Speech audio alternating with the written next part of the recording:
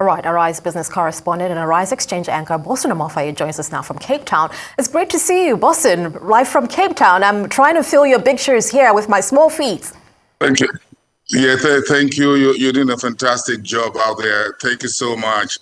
Let's do the Arise Exchange together. Absolutely. All right, Boason, let's get into it. What are some of the biggest issues in Africa's energy sector that the summit will delve into?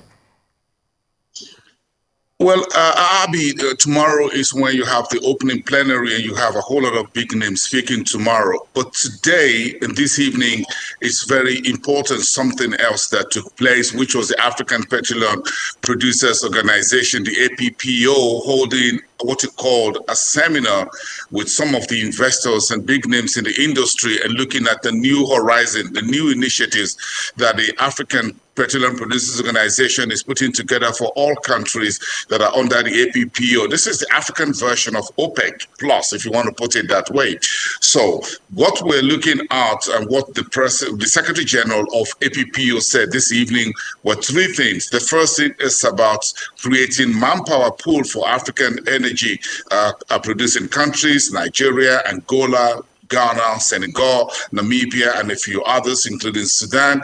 Then you have to talk about the second point has to do with the Central African Pipeline System, which will connect 11 African countries within that corridor to bring energy to nearly 300 million people, creating access to power homes and to power small and medium enterprises. Then you've got the third pillar, which is the creation of the African Energy Bank, which will be sanctioned by the board of directors and the Almagira meeting of APPO on November the 2nd in Benin Republic, Cotonou to be specific. That will be taken much higher later in the second quarter of next year, when you will have a meeting of presidents of all African oil producing countries, and of course Nigerian president is expected to be there to sign off on a new deal, bringing the political will of African leaders to form a new bank, an African energy bank that will be subscribed into by all African countries to provide a new horizon. Remember, many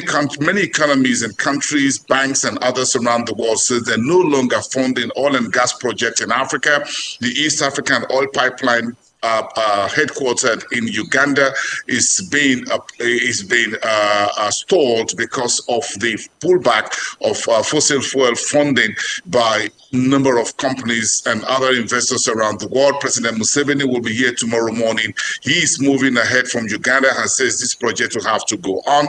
So there are a whole lot that are going to be discussed here. But the most important thing here, Abby, is that for the first time, African oil producing countries are coming together for collaboration, for partnership, for investment. One of the things being put on the table is to set a cap for African oil producers' economies, and anything above that figure, according to Dr. Farouk Umar, will be what you call a bonanza, and out of that, a percentage should be set aside to fund investment of oil and gas, refining projects, everything, pipeline across the African continent for both oil and gas. So right now, the big news out of this conference, out of this summit, is that Africa, for the first time, is speaking with one voice and trying to find its own money and its own investment and putting its own house together, putting its destiny in its own hands. Abby. All right, certainly sounds like it's going to be a packed week and lots to look forward to there, Boason. But if you could just tell us, what is it that we could look forward to the most? What should we take out of this the most in terms of the overall outlook for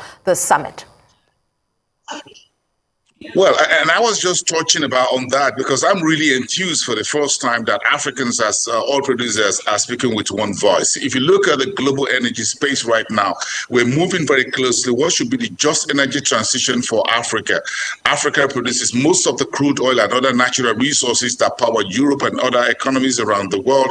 Africa is where you need energy the most, yet we're the one who exports most of our crude oil to other markets and refine them abroad. That has to stop. That's the conversation. Then we need to ensure that we also power our own industrialization. We need to power homes. We need to support women. We need to reduce infant mortality. We need to power hospitals and schools. We need to power our own laboratories. So there's a whole lot that Africa has to offer, and that Africa needs to use its own resources to develop its own economy. So what we are seeing is that with the geopolitical issues going on, the war in Ukraine between Russia and others, we're seeing the coming together of African energy producers, that this is the time to take Africa's destiny in Africa's hand and not in the hands of foreign investors, not in the hands of international oil and gas companies, but to ensure that we have more African companies participate in our own energy industry and deliver energy to the people and make energy poverty a thing of the past on the continent by the year 2050. All right, Boason, so much to ask you, but such little time. That's Boason Omofaye joining us from Cape Town, South Africa. Many thanks for joining the show, Boason.